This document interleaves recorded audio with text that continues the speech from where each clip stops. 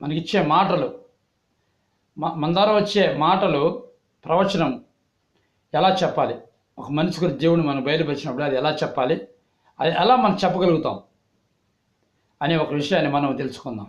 ఎందుకంటే ఈ రోజున వాళ్ళు ప్రవచనాలు ఉంటే నమ్మటం లేదు.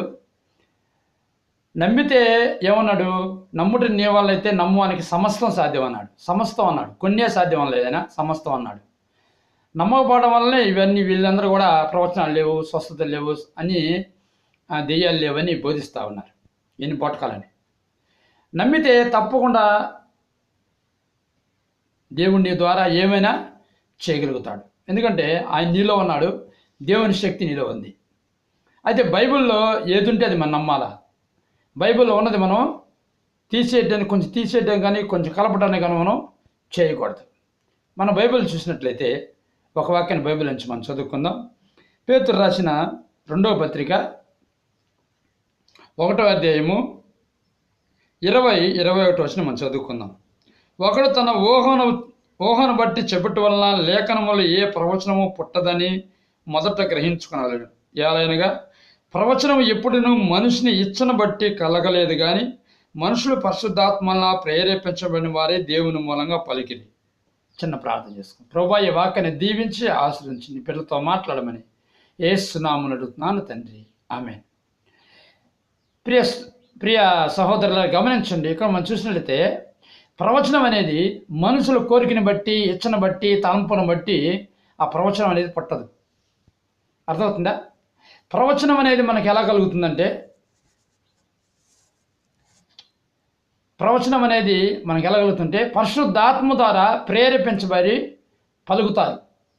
పరిశుద్ధాత్మతో నింపడినప్పుడు ఆ పరిశుద్ధాత్మ ప్రేరేపణ ద్వారా పలికేదే ప్రవచనం అన్నమాట.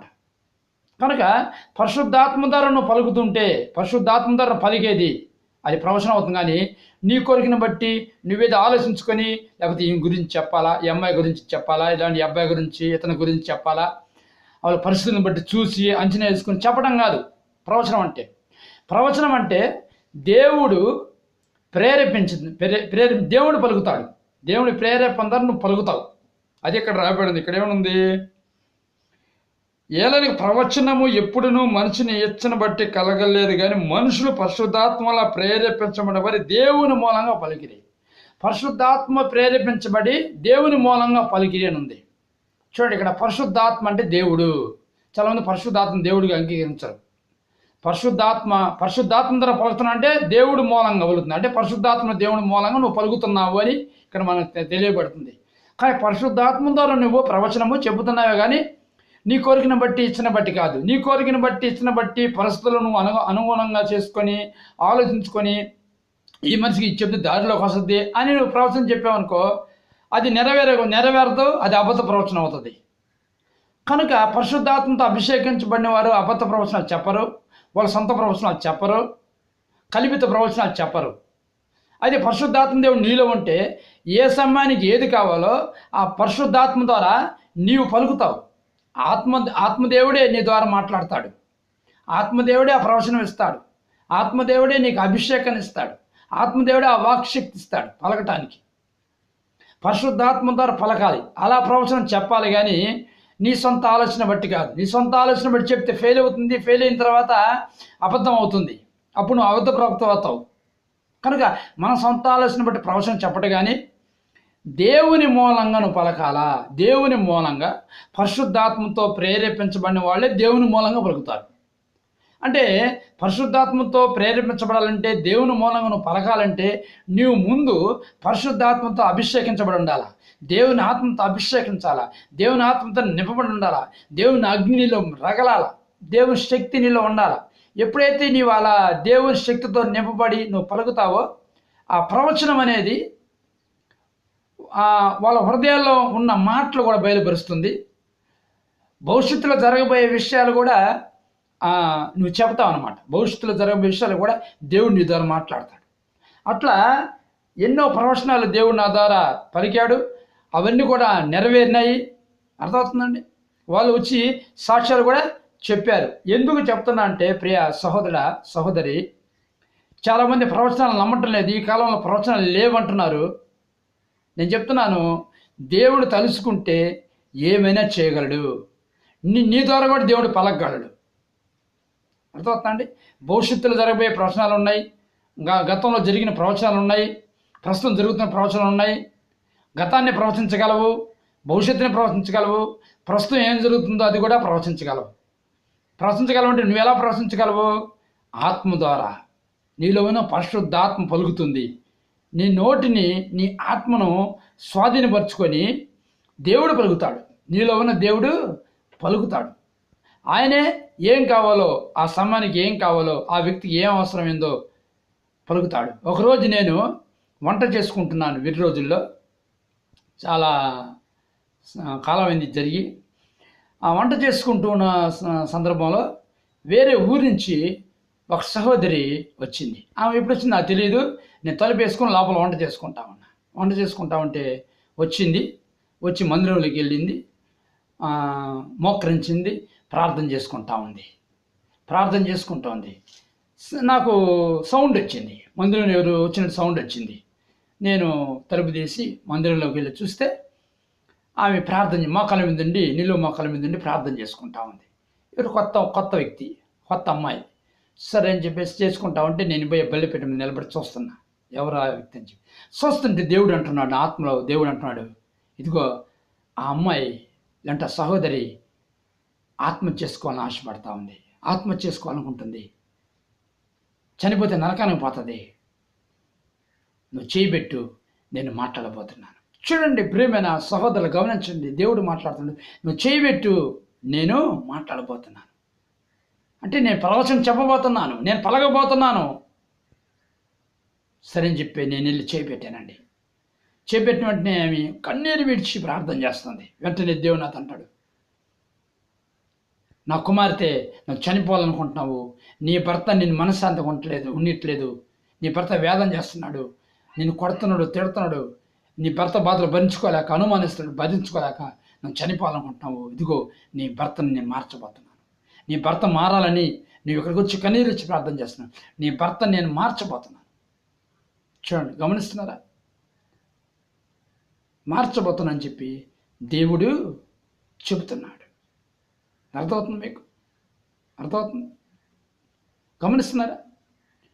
చేపెట్టాను, చేపెట్టిన వెంటనే దేవుడు నాలోకి వచ్చేసి, నాలో ఉన్న దేవుడు మాట్లాడుతున్నాడు, నా నోరును ఉపయోగించుకుని దేవుడు పలుకుతున్నాడు, నీ భర్తను నేను మార్చబోతున్నాను, నువ్వు కన్నీరు విడిచి నేను చూసినాను, నీ ప్రార్థన నేను అంగీకరించినాను, నీ భర్తను నేను మార్చబోతున్నాను.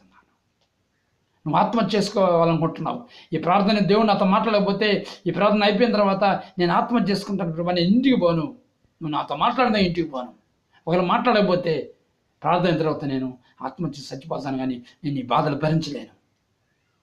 చూసారండి? అప్పుడు వెంటనే ఆ ప్రవచనం వచ్చింది. ఆమె కన్నీరు విడిచి ప్రార్థన మొదలుపెట్టింది.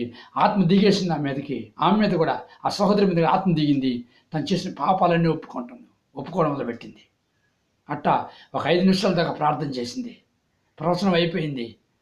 అయిపోయిన తర్వాత ఉంటుంది, పాస్టర్ గారు నేను ఇప్పుడే వచ్చాను, నా ముఖం మీకు తెలియదు, మీ ముఖం నాకు తెలియదు, నేను చనిపోవాలనుకుంటానని నీకు ఎలా తెలిసిందని నన్ను అడిగింది. నేను అన్నానమ్మా, దేవుడు నాతో మాట్లాడాడు, దేవుడు మాట్లాడాడమ్మా నీతో, దేవుడు నాతో మాట్లాడాడు, నా ద్వారా నీతో మాట్లాడాడు, భయపడబాకమ్మా. అవును పాస్టర్ గారు, మాట్లాడాడు దేవుడు, నేను చనిపోను, నేను దేవుని కోసం బతుకుతాను, నా భర్తను దేవుడు మార్చబోతానని చెప్పి నీ ద్వారా మాట్లాడాడు.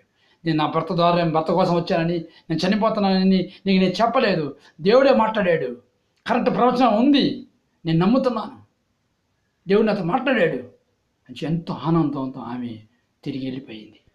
గమనిస్తున్నారా ప్రేమైన దేవుని బిడ్డరా? దేవుడు ఆ రోజు ఆ ప్రవచనం చెప్పకపోతే ఆమె చనిపోయిండేదేమో. చూసారా? దేవుని తెలుసు ఎప్పుడు ఏ ప్రవచనం చెప్పాలి, ఏం మాట్లాడాలి, ఎవరితో ఏం మాట్లాడాలి దేవుని తెలుసు. కాబట్టి నేను చెప్తున్నా, నీ ఇష్ట ప్రకారం మాట్లాడితే కుదరదు, దేవుడిని ద్వారా మాట్లాడాలా, దేవుడిని ద్వారా మాట్లాడాలి. దేవుడిని ద్వారా మాట్లాడడమే ప్రవచనం. నీ ఆత్మ స్వాధీనం తెచ్చుకొని, నీ నోటిని స్వాధీనం చేసుకొని, నీ నాలుగు స్వాధీనం చేసుకొని దేవుడు తన బిడ్డలతో మాట్లాడుతున్నాడు. కనుక ప్రియ సహోదరుడా, సహోదరి, తప్పకుండా మాట్లాడతారు. కొన్నిసార్లు కొందరు ప్రవచనాల కోసమే వస్తారు, నాతో దేవుడు ప్రవచనం మాట్లాడాలని. అప్పుడు మాట్లాడు. మన ఇష్ట ప్రకారం ప్రవచనం చెప్పంటే ప్రవచనం రాదు. అది మేము చెప్పేదా? దేవుడు చెప్పేది. దేవుడు చిత్తం అయితే తప్పకుండా చెప్తాడు. నీకు అవసరము అనుకుంటే ఆ ప్రవచనం తప్పకుండా చెప్తాడు. ప్రవచనం వాళ్ళ కోసమే మనం బాగూడదు. అర్థమవుతుందండి? దేవుని కోసం మనం పోవాలా. దేవుని కోసం దేవుని సన్నిధికి రావాలి కానీ ప్రవచనం కోసం రావటం అది కాదండి. అది కాదు. దేవుని చిత్తం అయితే తప్పకుండా చెప్తాను. నీకు అవసరం తప్పకుండా చెప్తాను. నాకు అవసరం చాలా దూరం నుంచి వచ్చినాయి. అర్థమవుతుంది? కనుక ప్రియ సహోదరుడ సహోదరి, ప్రవచనాలు ఉన్నాయి. దేవుడు ఆత్మతలా ప్రవచిస్తాడు. ప్రవచనాలు చెప్పడం నేర్చుకుంటే ప్రవచనం వచ్చేది కాదు. ప్రాక్టీస్ చేస్తే ప్రవచనం వచ్చేది కాదు. కొంతమంది ప్రాక్టీస్ చేస్తాడు. ప్రాక్టీస్ చేసినా నేర్చుకున్నా ఇది మన సొంతగా వచ్చేది కాదండి. దేవుని ఆత్మ అభిషేకం పొందుకోవాలా. ఆ ప్రవచనం అనేది ఒక వరం. ఆ వరాన్ని పొందుకున్నప్పుడు ఆ వరం ద్వారా నీకు ఆ ప్రవచనం అనేది అనుగ్రహించబడుతుంది. పరిశుద్ధాత్మ అభిషేకం పొందుకున్నప్పుడు ప్రవచన వరం ఉంది. బైబిల్ 9 వరాలు ఉన్నాయి. 9 వరాల్లో ప్రవచన వరం ఉంది. కొంతమంది ప్రవచనం ఈ వరాలు కూడా నమ్మరు. అర్థమవుతుందండి? ప్రవచన వరం ఉంది. ఆ ప్రవచనాన్ని పొందుకున్నప్పుడు తప్పకుండా నీ ద్వారా దేవుడు, నువ్వు విశ్వాసవు కావచ్చు, లేకపోతే పాస్టర్లు కావచ్చు, ఎవరైనా కావచ్చు అండి, చదువు ఉన్నా లేకపోయినా నువ్వు పరిశుద్ధాత్మ పొందుకొని ప్రవచన వరం పొందుకుంటే తప్పకుండా దేవుడు నీతో మాట్లాడతాడు. నీ ద్వారా ఇతరులతో కూడా మాట్లాడతాడు. నిన్ను స్వాధీనపరచుకొని, నీ ఆత్మ స్వాధీనపరచుకొని, నీ నోటిని స్వాధీనపరచుకొని, నీ నాలుకను స్వాధీనపరచుకొని దేవుడు తప్పకుండా మాట్లాడతాడు. ప్రవచనం అలా చెప్పాలి కానీ నీ ఇష్ట ప్రకారం ప్రవచనాలు చెప్పకూడదు. గమనిస్తున్నారండి? కనుక ప్రియ సహోదరుడ సహోదరి, ప్రవచనం చెప్పడం అనేది నేర్చుకోవడం కాదు, ప్రవచనం చెప్పాలని ఆసక్తి ఉండాలి. బైబిల్లో ఉంది. విశేషంగా ప్రవచన వరాన్ని ఆపేక్షించమని బైబిల్లో ఉంది. ఎందుకు ఆపేక్షించమన్నాడు? అవసరం లేదనుకుంటే తీసేస్తారు కదా. అసలు బైబిల్ రాయడు కదా. అవసరం లేని బైబిల్లో రాయడు కదా. కనుక ప్రియమైన సహోదరులారా గమనించండి. నీవు ఎవరైనా విశ్వాసమైనా దైవజనుడైనా సరే ప్రవచనాలు ఉన్నాయి. ప్రవచనం నీ ద్వారా దేవుడు మాట్లాడతాడు, నిన్ను ఉపయోగించుకుంటాడు. కనుక చాలా జాగ్రత్తగా మనము దేవుని వాక్యాన్ని పరిశీలించి చదువుకోవాలా. యెహోవా గ్రంథం పరిశీలించి చదువుకోవాలా. చదువుకొని అభిషేకం పొందుకుంటే నీకు అవసరం తప్పకుండా దేవుని వరాలు అనుగ్రహిస్తాడు. ఆ వరాల ద్వారా, ఆ ప్రవచన వరం ద్వారా నీ ప్రవచనం తప్పకుండా దేవుని అనుగ్రహిస్తాడు. కనుక ప్రవచనం వరం తప్పకుండా ఉందని నువ్వు మర్చిపోవద్దు. ఓకేనా? ఒకవేళ దేవుని ప్రవచనం కావాలని నువ్వు కోరుకుంటే, నువ్వు ఆసక్తితో అపేక్షిస్తే తప్పకుండా నీకు ప్రవచనం ఇస్తాడు. అది కన్నీరు విడిచి దేవుని ప్రార్థన చేయి. తప్పకుండా ఆ ప్రవచనం దేవుని నీకు దయచేస్తాడు. ప్రార్థన చేస్తా.